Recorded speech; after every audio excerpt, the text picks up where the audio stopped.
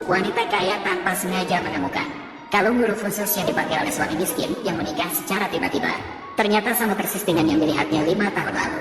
Barulah dia terkejut menyadari suaminya ternyata adalah orang yang sama dengan pria itu 5 tahun lalu. Dan ini juga berarti anak kembar naga dan Feng Huang yang dibawa oleh suaminya sebelum menikah sangat mungkin adalah anak yang dilahirkannya. Ternyata 5 tahun yang lalu dia ditipu oleh adik perempuannya yang licik, secara tak terduga bertemu dengan orang lain dan melahirkan sepasang anak kembar naga dan Feng Huang. Namun ayahnya diam-diam membuang anak-anak itu, bahkan berbohong bahwa yang dilahirkannya adalah janin mati. Dia sangat sedih setelah mendengarnya. Dia memohon kepada ayahnya untuk melihat jenazah anak-anak itu. Tak disangka, pada saat itu adik perempuannya datang, mengatakan bahwa kakaknya telah merusak reputasi keluarga, menyimpan jenazah anak-anak itu. Ini akan menjadi lelucon bagi orang lain. Oleh karena itu, jenazah sudah lama dibakar.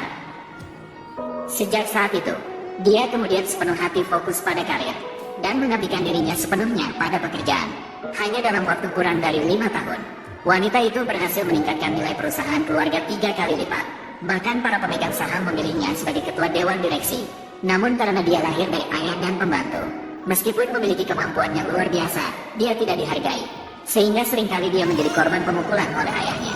Untungnya, ada kakek yang cukup adil. Dia menyatakan bahwa karena tidak ada keturunan laki-laki di keluarga Jiang, salah satu dari saudara perempuan itu yang melahirkan seorang anak laki-laki, maka orang itu akan mengelola keluarga. Wanita itu ingin segera melahirkan seorang anak laki-laki dan bersiap untuk menikah dengan cara kencan buta, mencari seorang pria miskin untuk dinikahi. Namun di alam perjodohan yang diperkenalkan padanya, entah itu seorang pendek, atau seorang preman yang menguasai lingkungan, atau seorang kakek yang berusia lebih dari 80 tahun. Hal ini membuat wanita itu langsung hancur. Namun pada saat itu juga, Cewek yang baru saja selesai kencan buta pergi ke kafe menjemput anak dan mulai mengeluh dengan asisten sendiri, mengatakan bahwa wanita-wanita itu hanya tertarik pada uangnya. Namun pada saat itu, asisten malah berkata, wanita di seberang sana sengaja mencari pasangan miskin. Mungkin mereka berdua cocok. Dan kebetulan, direktur juga melihatnya. Anak sedang berbincang dengan wanita, maka dia pun mendekat. Namun sebelum dia sempat bicara, anaknya langsung memperkenalkannya pada wanita.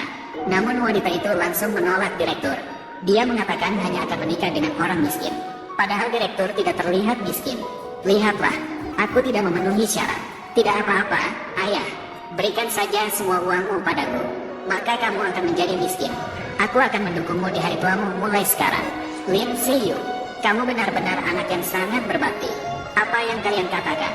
Nona Go, boleh aku bertanya sesuatu yang kurang sopan? Mengapa kamu harus mencari orang miskin? Aku pernah ditipu oleh orang kaya, telah terluka, menganggap pria kaya akan menjadi buruk, dan setelah punya anak, langsung bercerai. Nanti juga tidak akan terlalu merepotkan. Cukup berikan kompensasi lebih.